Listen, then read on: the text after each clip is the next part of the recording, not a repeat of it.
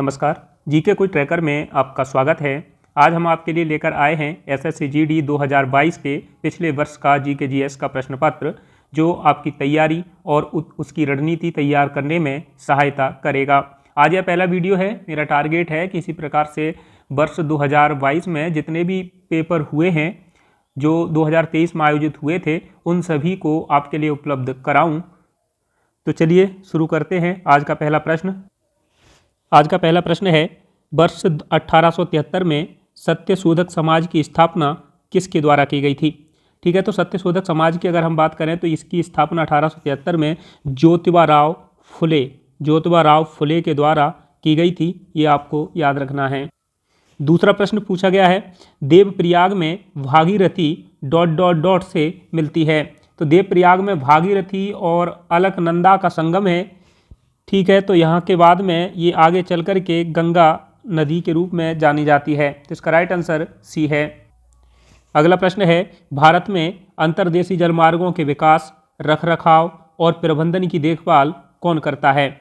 तो भारत में अंतर्देशीय जलमार्गों के विकास, रखरखाव और उसके प्रबंधन की जो देखभाल है, ये करता है भारतीय अंतर्देशीय जलमार्ग प्राधिकरण। तो इसका राइट आंसर सी है।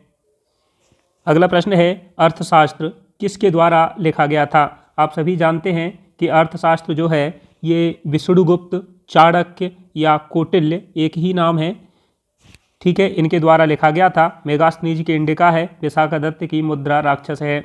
ये पुस्तकें आमतौर पर पूछी जाती हैं, तो आप इन्हें भी याद रखेंगे। अगला प्रश्न है, किस खेल का मैदान प्राय अंडाकार होता है, जिसके बीच में एक आयताकार क्षेत्र होता है जो 22 गज लंबा और 10 फीट चौड़ा होता है? अगर आपका इंटरेस्ट क्रिकेट में थोड़ा सा भी रहा होगा तो आप इस प्रश्न को आसानी से हल कर सकते हैं। इस प्रश्न का राइट आंसर ए है, यानी कि क्रिकेट। अगला प्रश्न है, भारतीय संविधान का कौन सा अनुच्छेद कुछ दशाओं में गिरफ्तारी और निरोध से संरक्षण प्रदान करता है? तो देखिए, कुछ दशाओं में गिरफ्तारी और निरोध से संरक्षण प्रदान करने वाला आर्टिकल है आर्टिकल 22, यानी कि इसका राइट आंसर बी होगा। अगला प्रश्न है, राजस्थान की विवाहित महिलाओं के द्वारा मनाया जाने वाला गणगौर का वार्षिक त्यौहार हिंदू माह के किस माह में मनाया जाता है? देखिए, ये प्रश्न काफ़ी अच्छा है और आर्ट एंड कल्चर के प्रश्न आपके एग्जाम में बनते रहे हैं, तो इन्हें आप अच्छे से तैयार करके चलेंगे। तो इस प्रश्न का राइट आंसर है चैत्र। ये चैत्र में मनाया जाता है। अगला प्रश्न है, 2020 ग्रीष्मकालीन पैरालंपिक में किस देश ने सर्वाधिक स्वर्ण पदक जीते हैं? देखिए, ये प्रश्न अब आपके एग्जाम के पर्पज से इतना इम्पोर्टेंट नहीं है। हालांकि इस प्रश्न का राइट आंसर ए है, यानी कि चीन। लेकिन इस प्रश्न से हम आगे की रणनीति तैयार कर सकते हैं। आगे करंट अफेयर्स में कैसे प्रश्न बन सकते हैं, उनको यहाँ से अनुमान लगा सकते हैं। अगला प्रश्न है, निम्न में से कौन सा अप्रत्यक्ष कर का उदाहरण है? देखिए, अप्रत्यक्ष कर जो डायरेक्ट न वसूलते हुए ग्राहक के द्वारा वसूले जाते हैं, तो ये जो है अप्रत्यक्ष कर होते हैं। जैसे जीएसटी, आपने जीएसटी देखा होगा। आप कोई ज्वेलरी खरीदने जाएं या कोई भी सामान ऐसा जिस पे जीएसटी लगती है, खरीदने जाएंगे तो आपको पे करना पड़ेगा उसका जीएसटी। ये ही अप्रत्यक्ष कर का उदाहरण है। अगला प्रश्न है, वैयक्तिक प्रयोज्य आय वह धन है जो घरेलू उपभोग, बचत, यहाँ बचत और आयकर के लेखांकन के बाद खर्च के लिए उपलब्ध होता है। तो इस प्रश्न का राइट आंसर ए होगा, यानी कि घरेलू उपभोग, बचत और आयकर के जो लेखांकन होता है उसके बाद में जो खर्च के लिए उपलब्ध हो वह वैयक्तिक प्रयोज्य आय है। अगला प्रश्न है, यदि 4 मजदूरों की ज़रूरत है और 7 काम कर रहे हैं तो 3 अतिरिक्त मजदूर किस तरह की बेरोजगारी से पीड़ित हैं? देखिए, इसका सबसे अच्छा उदाहरण है भारत में खेतों में काम करने वाले कृषक, यानी कि किसान। घर में यदि 4 लोग हैं तो चारों कृषि में लगे हैं, 5 लोग हैं तो 5 कृषि में लगे हैं, और अगर एक व्यक्ति है तो वो एक ही पूरे काम को करवा लेगा। यानी कि ऐसी बेरोजगारी का प्रकार जिसमें ज़रूरत जितने की है उससे ज़्यादा काम कर रहे हैं और जो हमें दिखता नहीं है, उसको कहते हैं गुप्त या प्रच्छन्न बेरोजगारी। ठीक है, तो इस प्रश्न का राइट आंसर बी है। अगला प्रश्न है चूना पत्थर, खड़िया एवं संगमरमर ये सभी किसके रूप हैं? ठीक है, तो देखिए चूना पत्थर, खड़िया, संगमरमर ये कैल्शियम कार्बोनेट के रूप हैं, तो इसका राइट आंसर डी है। अगला प्रश्न है सीबी चंद्रशेखर को निम्न में से उनके योगदान के लिए पद्म भूषण से सम्मानित किया गया था।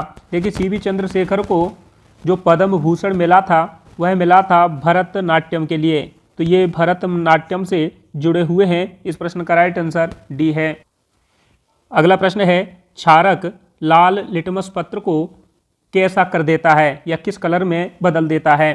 तो देखिए जो हमारी दो ट्रिक याद रखेंगे आप, एक है छलनी और दूसरा है अनीला।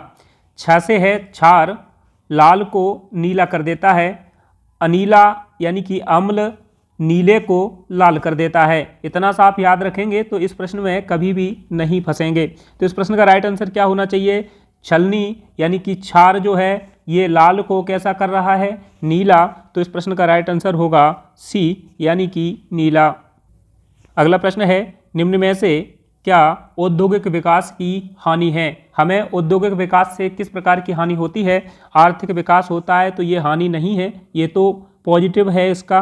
ठीक है, सतत विकास, अगर विकास होता है और वो भी सतत होता है तो और अच्छा है। उच्च राजस्व संग्रह, सभी लोग पैसे के लिए काम करते हैं तो उच्च राजस्व संग्रह तो अच्छी बात है, लेकिन इससे एक बड़ी हानि होती है। एक है प्रदूषण और दूसरा है उस प्रदूषण से पर्यावरण की हानि।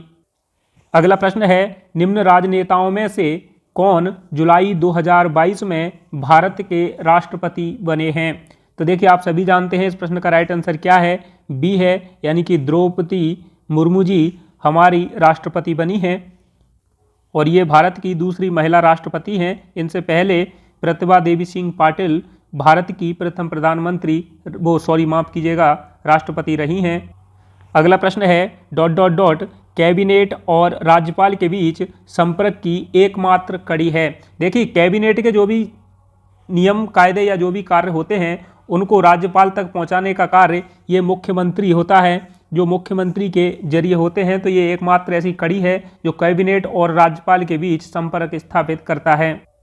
अगला प्रश्न है 30 अप्रैल 2022 को चीफ ऑफ आर्मी स्टाफ, यहाँ लिख लीजिएगा, यहाँ चीफ है, चीफ ऑफ आर्मी स्टाफ का पदभार किसने संभाला था? देखिए ये प्रश्न करंट से जुड़ा हुआ है, इसलिए हम इसको सिर्फ याद रख सकते हैं। जो वर्तमान में भी हैं इनका नाम है मनोज पांडे, लेकिन आगे ऐसे प्रश्न ही बनेंगे जिन्हें हमें तैयार करना है। जो हमारी एक और सीरीज शुरू करेंगे जिसमें करंट अफेयर्स सहित हिस्ट्री रहेगी, जियोग्राफी रहेगी, पॉलिटी रहेगी, इकोनॉमी रहेगी, साथ में ही आर्ट एंड कल्चर के वे प्रश्न रहेंगे जो आपको एग्जाम में देखने को मिलेंगे, और साइंस भी उसी में इंक्लूड किया जाएगा। यानी कि 20 प्रश्न बनेंगे, 20 को उसी हिसाब से सेट किया गया है जैसे आपके एग्जाम में बनते आए हैं।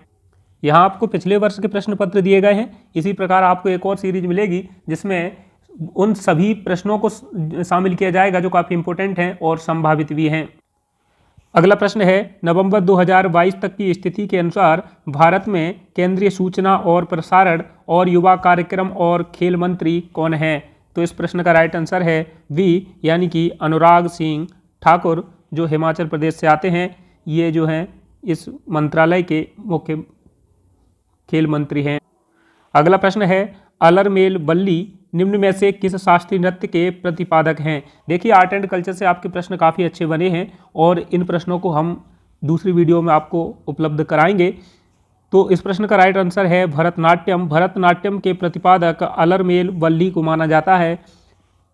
तो यहाँ हमारी ये वीडियो समाप्त होती है। आगे की वीडियो देखने के लिए आप हमारे चैनल को सब्सक्राइब कर सकते हैं। अगर वीडियो अच्छी लगे तो लाइक और कमेंट भी कर सकते हैं। एक और सीरीज शुरू करेंगे जिसे आप लोगों के लिए आपके एग्ज़ाम के हिसाब से सेट किया गया है।